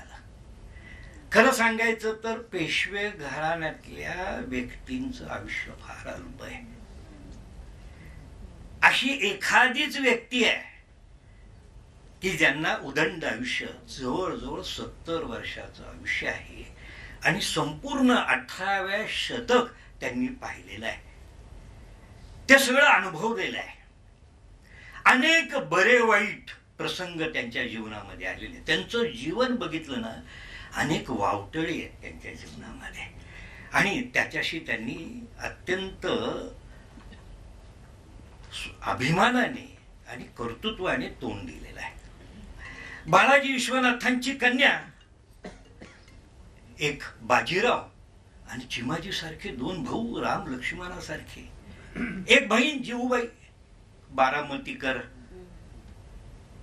त्या घराण्यात दिलेली बाबूजी नाईकांच्या, अशा दोन बहिणी ह्या आणि दोन भाऊ.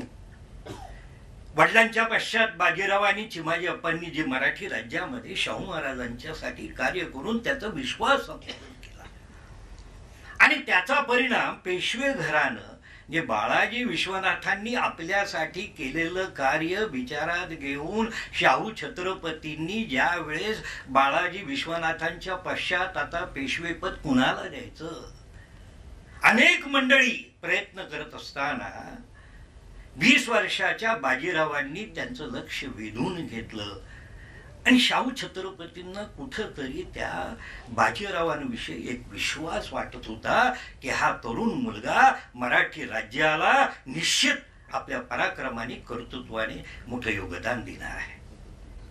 आणि त्यांनी विश्वास दाखवला की 20 वर्षाच्या बाजीरावांना त्यांनी पेशवेपद बहाल केलं, आणि बाजीरावांनी आपल्या स्वामीने दाखवलेला विश्वास सार्थ करून दाखवला, बाजीराव चिमाजी अप्पा.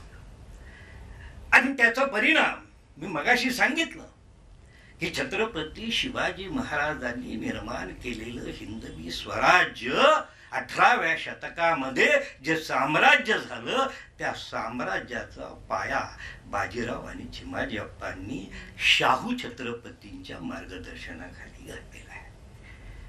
असं हे कर्तृत्ववान घराणं, त्या घराण्यामध्ये जन्म झालेली ही कन्या आहे.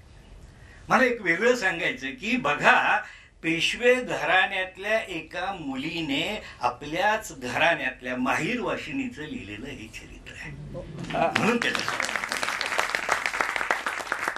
अनेक म्हणजे सासूर वाशिनी तिथं अनेक होत्या, राधाबाई आहेत, गोपिकाबाई आहेत, आनंदीबाई, त्यांचं तर चरित्र आहे. पण माहेर वाशिनी पेशवे घराण्याची, आणि त्या भूमिकेतून त्यांनी लिहिलेलं आहे.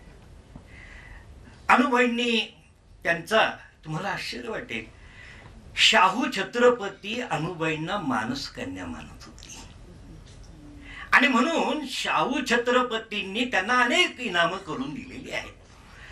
करवीरकर छत्रपतींनी, घोरपडे घराण्यांनी त्यांना काही इनामं दिली, काही वतनं दिली.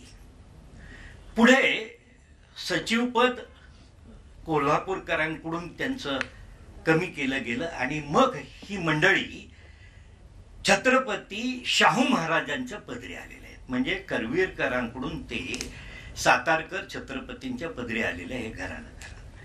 आणि म्हणून त्यांचा शाहू छत्रपतींशी आणि पेशव्यांशी ऋणानुबंध वाढत गेलेला आहे. जरी ती माहेरची असली तरी ती पेशव्यांची आणि छत्रपतींची, सातारकर छत्रपती शाहू महाराजांचे सरदार म्हणून नावारूपाला आलेले. आता व्यंकटरावांचा तुम्हाला अनेक इतिहासाचे इतके मागावे, आता हा वेळ नाही, परंतु तुम्हाला सांगतो त्यांचं सगळ्यात मोठं काम, ज्या वेळेस वसईची मोहीम चालू होती आणि चिमाजी अप्पांच्या नेतृत्वाखाली ठाण्यापासून वसईपर्यंतचा जो संघर्ष झाला, 2.5 वर्ष चालला, 27 मार्च 1737 ठाणे जिंकलं. वसई जिंकायला 15 मे 1739 2,500 लोकांचं बलिदान झालं. आणि त्या काळात जगातली सगळ्यात आधुनिक बलाढ्य सत्ता पोर्तुगीज, जी पाश्चात्य सत्ता आहे, तिच्या ताब्यातून एक मोठा प्रदेश मुक्त झाला. 150 वर्षाच्या एका पाश्चात्य सत्तेच्या ताब्यातून भारताची जी निम्मी भूमी, ज्याला उत्तर फिरंगान, ते मुक्त केलं. राहिलेलं दक्षिण फिरंगान मुक्त व्हायला स्वातंत्र्यानंतर मुक्त झालेलं आहे, गोवा. म्हणून त्याचं महत्व वेगळं. आणि अशा त्या प्रसंगामध्ये पोर्तुगीजांची चारही बाजूनी नाकेबंदी करण्यासाठी जसं चिमाजीअप्पा वसईमध्ये लढत होते, मराठ्यांचं मोठं सैन्य, परंतु पोर्तुगीजांना शरण यायला भाग पाडलं पाहिजे म्हणून त्यांच्या गोव्याच्या प्रदेशावर आक्रमण करण्याची आज्ञा व्यंकटरावांना सांगितली होती. आणि व्यंकटरावांनी गोव्याची ज्या पद्धतीने नाकेबंदी केली आणि मग मात्र पोर्तुगीजांना असं लक्षात आलं, जर आपल्याला गोवा वाचवायचा असेल तर वसई दिलेली बरी. आणि त्यातून आणि हे सगळं कार्य व्यंकटरावांनी त्यावेळेस केलेलं आहे. आणि व्यंकटरावांच्या अकाली निधनानंतर मुलगा लहान आहे नारायणराव, आणि अशा वेळेस या अनुबाईंनी आपल्या संपूर्ण संस्थानाची जबाबदारी आपल्या शिरावर घेतलेली आहे. आपल्या मुलाला आपल्या बरोबर घेऊन अनुबाई त्या काळात मराठ्यांच्या ज्या लढाया झाल्या कर्नाटकामध्ये प्रामुख्याने, सगळ्या मोहिमांमध्ये अनुबाई आपल्या मुलाबरोबर युद्ध मोहिमेवर आहे. अनेक युद्ध झालेली आहेत, तो विस्तृत इतिहास आहे. आणि उत्तर काळामध्ये आपल्या पतीनंतर आपल्या मुलाचं संगोपन केलं, त्याला संपूर्ण दिशा देण्याचा प्रयत्न केला. परंतु आपला मुलगा उत्तर काळामध्ये सक्षम राहिलेला नाही. अशा वेळेस घोरपडे घराण्याचं नेतृत्व अनुबाईंनी आपल्या हातात घेतलं आणि आपल्या नातवाला मांडीवर बसून त्यांनी कारभार पाहिलेला आहे. बघा, पती आणि मुलगा यांच्या बरोबर युद्ध मोहीम.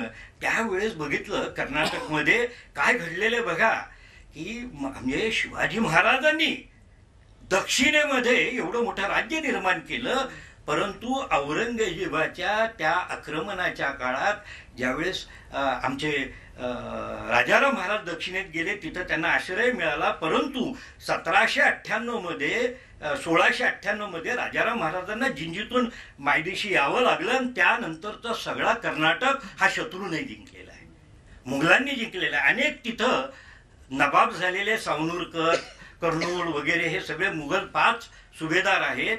आणि हैदर अली नावाचा नवीन शत्रू उदयाला आलेला आहे. आणि जवळजवळ आपल्याला आश्चर्य वाटेल, बहुतांश मराठी राज्य हे शत्रूच्या ताब्यात गेलेलं आहे. आणि अशा काळात आपण उत्तरेत जाणारे बाजीराव बघितले. बाजीरावांनी दक्षिणेमध्ये कर्नाटकातल्या 2 मोहिमा केल्या. आणि बाजीरावांनंतर नानासाहेबांनी दक्षिणेमध्ये 4 मोहिमा करून संपूर्ण तो शत्रूच्या ताब्यात घेतलेला प्रदेश पुन्हा ताब्यात आणला. आणि यामध्ये नानासाहेबांच्या बरोबर हे घोरपडे घराणं, पटवर्धन घराणं आहे. पटवर्धन घराणं आणि घोरपडे घराण्याचा फार जुना ऋणानुबंध आहे. एवढंच नव्हे तर पटवर्धन घराणं हे घोरपड्यांच्या पदरी मूळ होतं आणि तिथून ते कर्तृत्वान झालेलं आहे. यांच्यात ऋणानुबंध म्हणजे बघा, रोटी बेटी व्यवहार झाला नव्हता, बेटी व्यवहार झाला नव्हता. आणि म्हणून उत्तर काळामध्ये 5 मुली पटवर्धनांच्या 5 घराण्यात दिलेल्या आहेत. सर्व पटवर्धन घराणी त्या 5 बहिणींनी त्यांच्या घराण्यात देऊन या इचलकरंजीकर घोरपडे घराण्याशी आपला नातेसंबंध जोडले. 5 बहिणी 5 घोरपडे घराण्यात दिले आणि त्यांच्यातून ऋणानुबंध आहे. आता बघा, अनेक या बहिणी बघितलं की आपला मुलगा करतो आणि कधी आपला नातू. आणि अशा वेळेस या बाईने करारीपणाने आपल्या संस्थानाचा अनेक संघर्ष झाले. कारण की करवीरकर घराण्याकडून ते सातारकरांकडे आले आणि त्यांचा आणि करवीरकरांचा संघर्ष सुरू झालेला आहे. आणि त्या संघर्षाला त्यांनी तोंड दिलेलं आहे.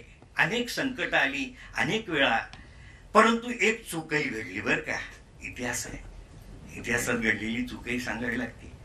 त्यांनी सांगितलं की जो तोतया होता सुखनिदान, तो सुखनिदान तोतया माधवरावांनी त्याला आल्यानंतर त्याची शहानिशा केली. फक्त त्याला शिक्षा केली नाही, कारण की समाजामध्ये वादविवाद राहू नयेत, कोणीतरी संशय घ्यायला जागा नको म्हणून माधवरावांनी त्याला तुरुंगात ठेवला होता. परंतु त्या नारायणरावांच्या हत्येनंतर पुन्हा तो सुटला. आणि बघा, 2 घराणी, कोल्हटकर पार्वतीबाईंचं माहेर आणि इचलकरंजीकर या दोन घराण्यांना ते तोतयाची बाजू घेतली आणि त्याचा परिणाम काय झाला की नाना फडणवीसांनी बारभाईंनी त्यावेळेस इचलकरंजी संस्थान जप्त केलेलं आहे. हे उतार चढाव आहेत. आणि मग त्यांच्याही लक्षात आलं की आपल्याकडून काही चूक झालेली आहे. आणि अनेक आजूबाजूला काय झालं की लक्षात ठेवा, देशमुखी सरदेशमुखी वतन आणि जहागीर लक्षात ठेवा, एक काही इनाम होती की इनामाच्या बदल्यात तुम्हाला काही काम करावं लागत नाही, त्याला बक्षीस इनाम म्हणतात, एखाद्या कार्याबद्दल दिलेलं. अशी गावं होती. परंतु वतन असं असतं की त्या वतनाच्या बदल्यात तुम्हाला सरकारची सेवा करावी लागते किंवा ज्याला सरंजाम इनाम किंवा जहागीर म्हणतात ही वेगळी असती. त्याच्या बदल्यात तुम्ही आमची सेवा करायची असते, सरकारची नोकरी करायची असती. या मुद्द्यावर करवीरकर काय म्हणत होते की तुम्ही आमचे वतनदार आहात, तुम्ही आमची सेवा म्हणजे त्या निमित्ताने तुम्ही आमचे सेवक आहात, परंतु तुम्ही तर सातारकरांकडे सेवा करता. आणि त्यातून तो वाद निर्माण झाला. तो 100 वर्ष चालला. आणि अशाही परिस्थितीमध्ये या बाईंनी तो सगळ्या काळामध्ये प्रतिकूल परिस्थितीत आपलं राज्य आपलं संस्थान कसं टिकवता येईल. आणि संस्थानच नव्हे तर त्यांनी इतक्या लोकांना आश्रय दिलेला होता. आणि उत्तर काळामध्ये देखील फक्त मी 2-3 गोष्टी तुम्हाला वेळ झालेला आहे म्हणून सांगतो की एक पत्र आहे 1735 रानोजी घोरपडे, हे संताजी घोरपड्यांचे वंशज व्यंकटराव नारायण घोरपडे यांना लिहिलेलं आहे. संताजी घोरपडे सेनापती कैलासवासी यांनी आमचे बाप म्हणजे तीर्थरूप कैलासवासी नारायणराव म्हणजे हा अर्ज नारायणरावांनी केलेला इचलकरंजीकरांनी त्यावेळेस यांना रानोजी घोरपड्यांना दिले. आणि त्या पत्राच्या अनुषंगाने त्या अर्जावरून रानोजी घोरपड्यांनी दिलेलं यांना पत्र आहे. आमचे बाप तीर्थरूप कैलासवासी या पुत्रपणे नावाजून त्यांचे हाती सेवा घेऊन त्यांचे ऊर्जित करून चालवले. त्याप्रमाणे ते रानोजीराव सांगतात, तुमच्या वडिलांनी व तुम्ही आज पावे तो एकनिष्ठपणे सेवा केली, पुढेही करता आहात. तुमचे चालवणे हे अगत्य हे जाणून कृपाळ होऊन कसबे इचलकरंजी व मौजे शिरढोण हे 2 गाव इनाम करून दिले.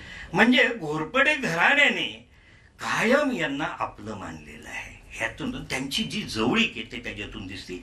आणखी एक महत्वाचं पत्र आहे भगवंतराव रामचंद्र अमात्य म्हणजे रामचंद्रपंत अमात्यांच्या चिरंजीवाने नारायणराव घोरपडे यांना, कैलासवासी नारोपंत घोरपडे तुमचे आजे होते, त्यांनी घोरपडे यांचे नाव करून निशाण राखले. त्यांनी त्या युद्धामध्ये निशाणाचं रक्षण केलेलं आहे आणि या घरचे सारथ्य करून निष्ठेने सेवा करतात. म्हणजे अमात्य घराण्याने त्यांच्या घराण्याविषयी नारोपंतांविषयी केलेलं आदराचं व्यक्त आहे.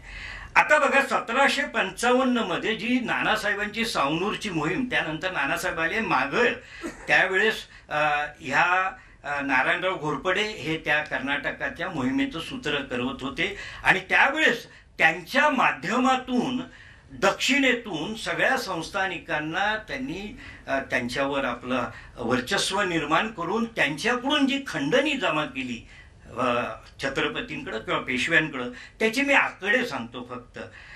त्याच्यात कित्तूर संस्थान त्यांच्याकडून 80,000, सोंदे संस्थान 3,50,000, सावनूर संस्थान 4,50,000, बिजनूर संस्थान 15 लाख, चित्रदुर्ग संस्थान 75,000, रायदुर्ग संस्थान रामदुर्ग संस्थान 60,000, श्रीरंगपट्टण 1,30,000, बसवपट्टण 40,000, हरपनहळ्ळी याच्याकडून ते बोलणी करायची आहेत 1 लाखाच्या जवळपास, कनकगिरी संस्थान 15,000, 38,70,000 रुपयाची खंडणी नारायणराव घोरपडे यांनी त्यावेळेस अनुबाई तिथं आहे. लक्षात ठेवा, आपल्या मुलाला मांडीवर घेऊन किंवा त्यांना आपल्या बरोबर घेऊन अनुबाईंच्या कर्तृत्वाने मराठ्यांनी कर्नाटकामध्ये जे काही आपल्या विरुद्ध झालेले उठाव मोडून जे काही आपलं पुनर्स्थापना केली मराठी राज्याची आणि त्यांना आपलं आधिपत्य मान्य करायला कर्नाटकामधल्या संस्थानांना लावलं आणि त्यांच्याकडून 38,70,000 रुपयांची खंडणी नारायणराव घोरपडे म्हणजे अनुबाईंच्या माध्यमातून सरकार दरबारी जमा झाली, हे आपल्याला पाहायला मिळतं. आता बघा गोपिकाबाईंचा मगाशी उल्लेखही झाला. गोपिकाबाई पेशवे अनुबाईंना पाठवलेल्या पत्रात लिहितात, तीर्थस्वरूप मातुश्री अनुबाई सासूबाई सेवेशी आपण पत्र पाठवले, पाहून परम समाधान झाले. ऐसेच निरंतर आशीर्वाद पत्र पाठविले पाहिजे. एवढेच नव्हे तर इकडील वर्तमान, यात महत्व आहे, इकडील वर्तमान स्वामी म्हणजे नानासाहेब श्रीगोंदे येथे दत्ताजी शिंदे यांच्या भेटी करता गेले आहेत. तसेच चिरंजीव राजश्री दादा दलमदल करत गंगेवर गेले आहे, पुढे दलमदल करत हिंदुस्थानात जात आहे. म्हणजे अनुबाईंचं पेशवे घराण्यातलं काय स्थान आहे की त्या काळात ज्या काही मोहिमा किंवा जे काही राजकारण घडत होतं त्या प्रत्येक राजकारणामध्ये पेशवे घराण्यातल्या स्त्रिया किंवा नानासाहेब असतील, स्वतः बाजीराव पेशवे, चिमाजी अप्पा आणि त्यानंतरचे पेशवे वंशज हे सगळे या घराण्यात अनुवंशी, कारण की त्यांना उदंड आयुष्य 1784 सालापर्यंत होते, त्यांच्याशी पत्रव्यवहार करून त्यांच्याशी सल्लामसलत करत होते. इतकं त्यांचं राजकारणातलं स्थान होतं, कारण की त्यांचा सल्ला आपल्याला योग्य मिळेल आणि त्यांना आपण जे काही घडतंय भारताचं राजकारण ते त्यांना सांगितलं पाहिजे, कारण की ती आपल्या कुटुंबातली अधिकार व्यक्ती आहे. अशी पेशवे घराण्यात त्यांच्याविषयीची भावना होती. आणि अशा पद्धतीने अनुबाईंनी जवळजवळ 50 वर्ष मराठ्यांचं राजकारण अगदी जवळून पाहिलेले आहेत. त्या राजकारणाच्या त्या साक्षीदार होत्या. अशा एका कर्तृत्वान एका महिलेचं, स्त्रीचं चरित्र आमच्या मोहिनीताईंनी अगदी थोडक्यात परंतु अत्यंत महत्वाचं नेमकेपणाने महत्वाच्या घटना, खरं सांगायचं तर घोरपडे घराण्यावर वासुदेव शास्त्री, वामन शास्त्री खरे यांनी अतिशय उत्कृष्ट एक ग्रंथ लिहिलेला आहे. संपूर्ण घराण्याचा आढावा घेतला आहे, परंतु मोहिनीताईंनी अनुबाईंवर हे लिहिलेला ग्रंथ अतिशय महत्त्वाचा आहे. प्रामुख्याने तो इंग्रजीमधून लिहिल्यामुळे संपूर्ण भारतवासियांसाठी किंवा ज्यांना मराठ्यांच्या इतिहासाचा अभ्यास करतील त्यांच्यासाठी उपयुक्त आहे.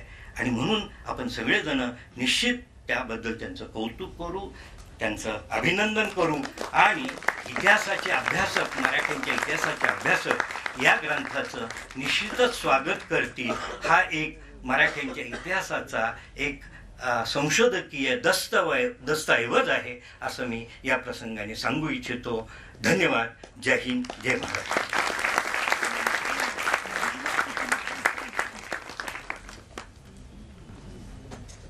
आपण कार्यक्रमाच्या शेवटाकडे येतो आहे. शेवटचा खूप महत्त्वाचा कार्यक्रम आहे तो आभार प्रदर्शनाचा. त्याच्यासाठी मी मोहिनी पेशवाकरकर यांना इथे आमंत्रित करते.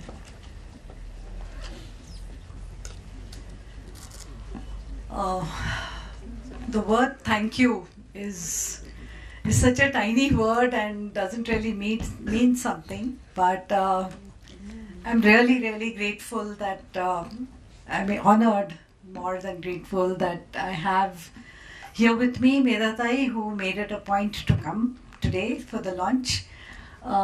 Pandurangji Balkavde, thank you. एक विनंती करतो, Marathi. त्यांनाच विनंती करतो. पुणे आर्काइव्ह मध्ये घोरपडे घराण्याचे साधारणपणाने 25,000 कागद मी पाहिलेले आहेत, म्हणजे त्याच्या मला माहिती आहे. आणि जर कोणी अभ्यासक मिळालं तर अनपब्लिश डॉक्युमेंट कमीत कमी 25,000 आणि ते निश्चित अभ्यासले गेले पाहिजे. आणि त्याच्यातून मोहिनीताईंनी आणखी पुढे जावं आणि त्यावर आणखी पुढचा ग्रंथ निश्चित सिद्ध करावा.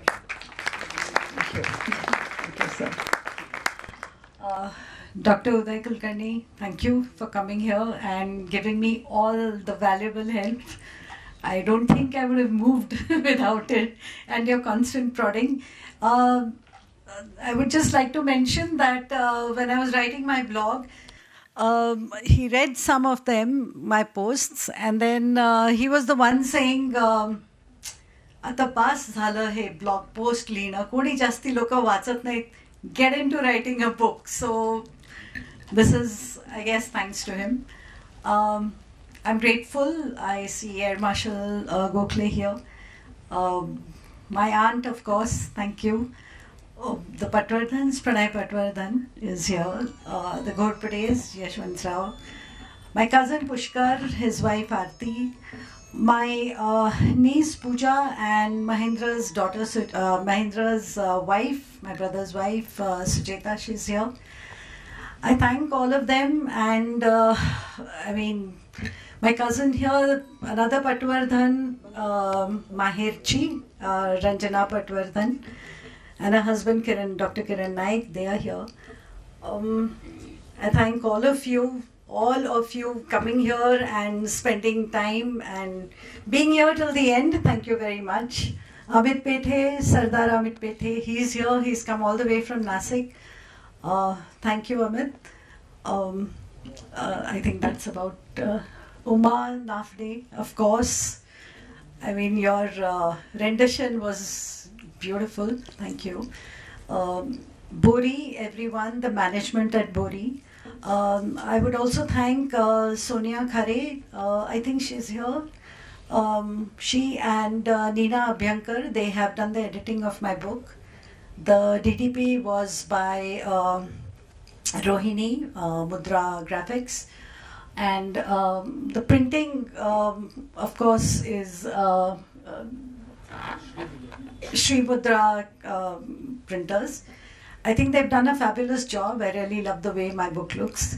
So I thank each and every one of you for being here today. All my friends from the Merchant Navy, my friends from Spectrum, everyone, please. Thank you so much for being here. Thank you.